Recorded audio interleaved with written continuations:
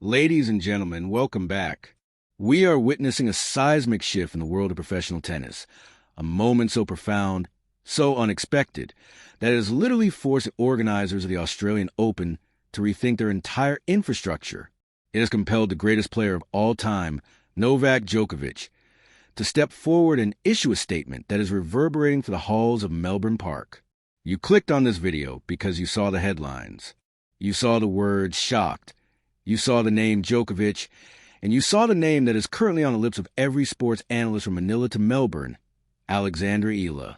And let me tell you, the reality of what is happening down under is far more intense than any headline can capture. This isn't just a story about a tennis match. This is a story about a cultural phenomenon. It is a story about a good problem that has suddenly become a logistical nightmare for a Grand Slam tournament. Here is the breaking news summary. The hook that has the entire tennis world buzzing right now. The 2026 Australian Open is underway, and usually the headlines in the first week are reserved for the titans of the sport, the Djokovic's, the Alcaraz's, the Sabalenkas.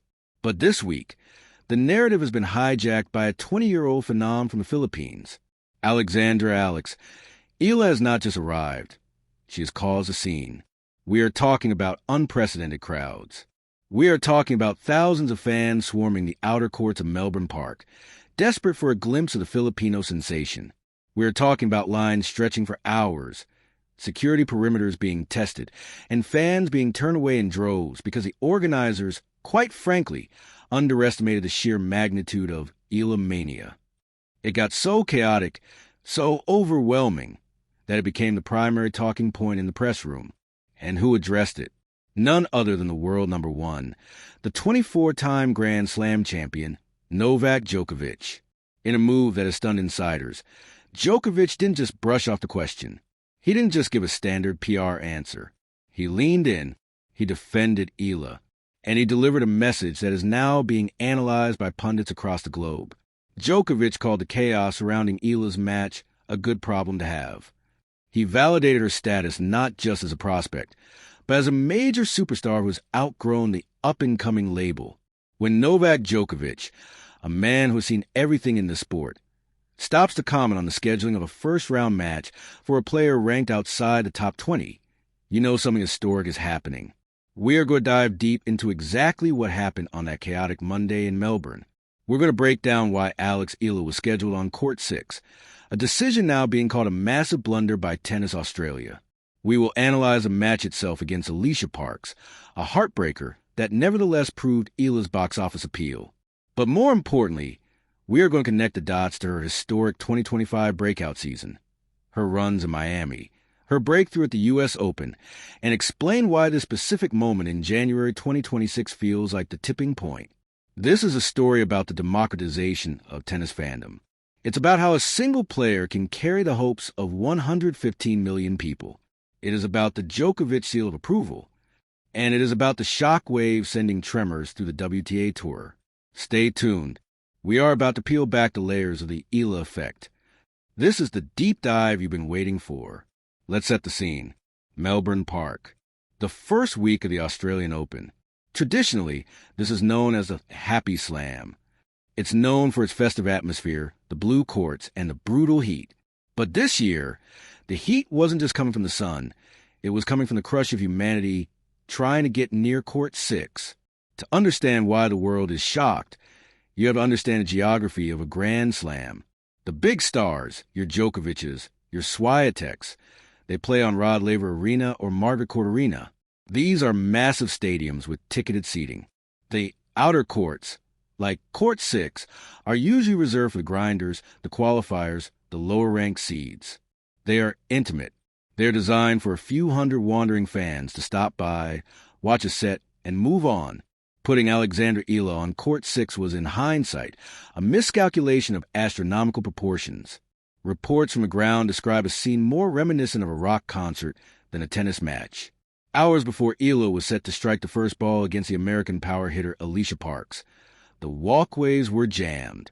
Filipino flags were everywhere, draped over shoulders, painted on faces, waving in the air. The chanting had already started. Alex, Alex, reverberating through complex, actually bleeding into the audio of matches happening on adjacent courts. Security was reportedly caught off guard. They had to institute crowd control, measures usually reserved for the finals. Fans were climbing on fences, straining necks, just to see the warm-up.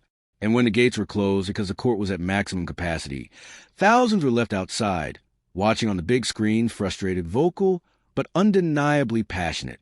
This is the shock the headlines are screaming about. It wasn't just a crowd, it was a movement.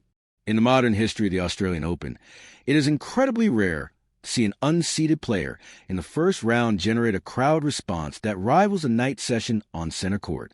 It speaks to a hunger in the tennis world for new markets, new heroes, and new energy. And Alex Eala brought all of that. Now, this is where the story elevates from a logistical hiccup to a global headline. Enter Novak Djokovic. Novak Djokovic is not just a tennis player. At this stage in his career, he is the statesman of the sport. He is the guardian of its standards. When he speaks, the administration listens. In his post-match press conference, after handling his own business on the court, the topic of the Eala chaos was brought up. A lesser player might have been annoyed by the question. They might have said, "I focus on my own game." But Djokovic, he understood the assignment. He called it a good problem. Let's parse that phrase.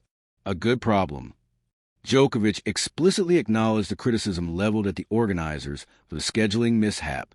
He noted that, yes, you could argue it was a poor schedule and that she could have been on a bigger court. But he pivoted to the bigger picture. He pointed out that Eala is coming from the Philippines, a nation he described as a big country with big interests. He recognized her as the biggest tennis player that nation has ever produced. By saying this, Djokovic did two things. First, he validated the frustration of the fans. He essentially said, "I see you. You matter." But secondly, and more importantly, he framed Alex Eala's popularity as a net positive for the global health of tennis. He compared it to the alternative, empty stands. He said, let's just imagine if there's a lack of people coming or that stands are empty. That's a bigger problem. Think about the significance of the world number one, using Alex Eala as the prime example of tennis's growth. He didn't cite a European player. He didn't cite an American. He cited the 20-year-old Filipina. He is effectively anointing her as a needle mover. In the ecosystem of professional sports, being a needle mover is currency. It means prime time slots in the future. It means sponsorship leverage. It means that the next time Alex Eala walks into Melbourne Park or Roland Garros or Flushing Meadows, the organizers will think twice before putting her on court 6. They will put her on a show court, not just because she deserves it, but because the market demands it. Novak Djokovic just ensured that. We must, of course, address the match itself, because amidst the circus of the crowds and the comments from legends, a tennis match was played, and it was a heartbreaker. Alex Eala faced Alicia Parks. Parks is a dangerous player. Big serve, heavy ground strokes, a game built for the hard courts. And for a moment, it looked like Eala was going to ride that wave of crowd energy to a blowout victory. She came out firing. The first set was a masterclass in controlled aggression. Eala was taking the ball early, redirecting Parks' pace, and using her lefty spin to open up the court. She bageled Parks, a 6-0 first set. The crowd was in delirium. It felt like a coronation. But tennis is a cruel sport. It requires sustained excellence over hours, not just minutes. Alicia Parks, to her immense credit, didn't fold. She reset. She started finding her range on the serve. And slowly, the momentum shifted. The unforced errors began to creep into Eala's game, 20 of them by the end of the match. The pressure of the moment, the weight of those thousands of screaming fans, perhaps started to feel heavy. Eala dropped the second set 3-6. Then the third set became a battle of attrition. Eala fought. She saved break points. She rallied the crowd. But Parks had the firepower in the end, closing out 6-2 in the decider. So, on paper, it goes down as a first-round exit. A loss. But if you look deeper, if you look at the shock reaction from the world, this wasn't a failure. It was a learning experience on the grandest stage. Eala herself said it in the post-match interview. Right before or during the match is not the time to look at the big picture. You're thinking about what you need to do on the next point. She is learning to compartmentalize. She is learning to carry the burden of a nation while trying to hit a yellow fuzzy ball over a net. That is a skill that takes years to master. Djokovic has mastered it. Nadal mastered it. Eala is in the process of mastering it.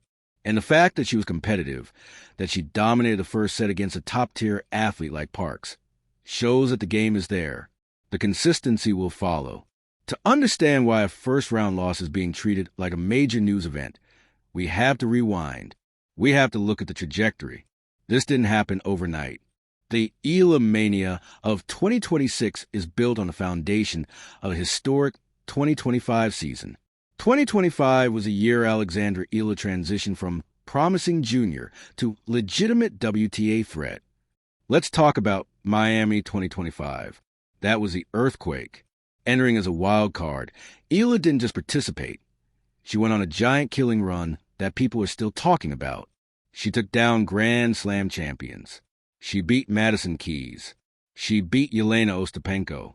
And yes, reports indicate she even secured a victory over IGA Swiatek during that period, a feat that is statistically almost impossible for a player ranked outside the top 50. Reaching the semifinals of a WTA 1000 event is a career-defining moment for most players. Eala did it at age 19. Then came the U.S. Open 2025. The breakthrough. For years, the Philippines had waited for a singles match win at a Grand Slam in the Open era. Eala delivered. Her victory over Clara Tauson wasn't just a win. It was a gritty, 3-set comeback that showed her mental fortitude. She came back from a deficit in the decider, winning a tiebreak that had fans hyperventilating. These moments, Miami, New York, and now the fervor in Melbourne, are the building blocks of a superstar.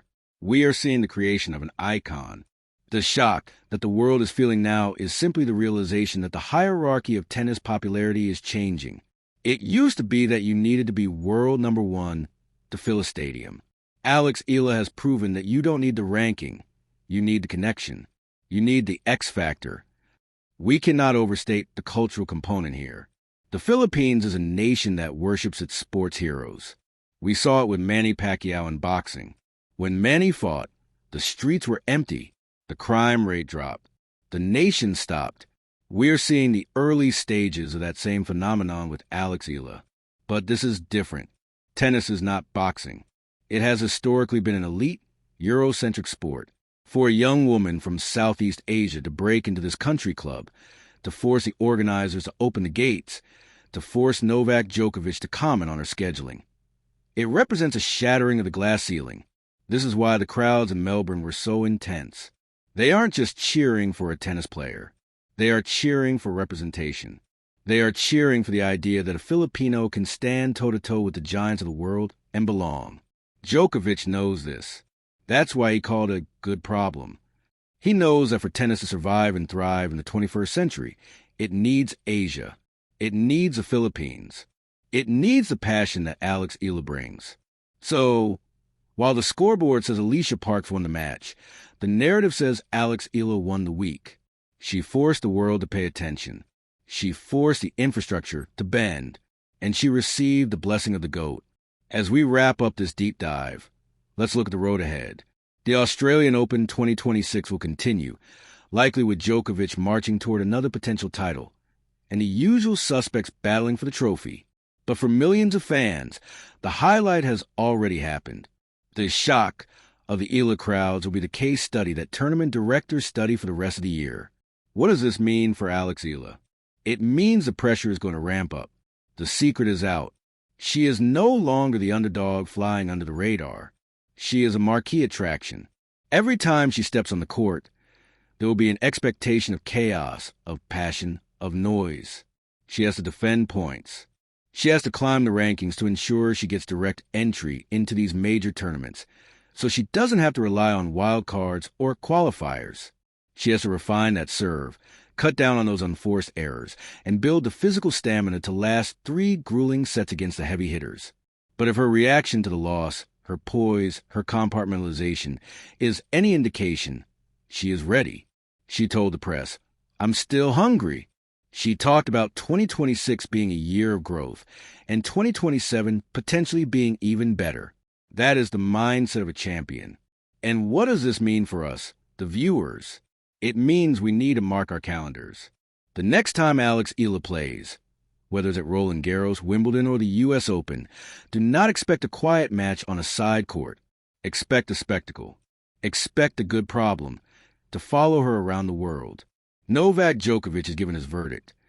The Eala effect is real, and it is spectacular. The world has been shocked, yes, but perhaps we should stop being shocked and start believing. The face of tennis is changing, and it looks a lot like a 20-year-old Filipina lefty with a devastating forehand and a nation behind her. Thank you for joining me on this extensive breakdown. This is a story that is still being written, and we will be here to cover every chapter. Now, I want to turn this over to you. I want to hear your voice in this conversation.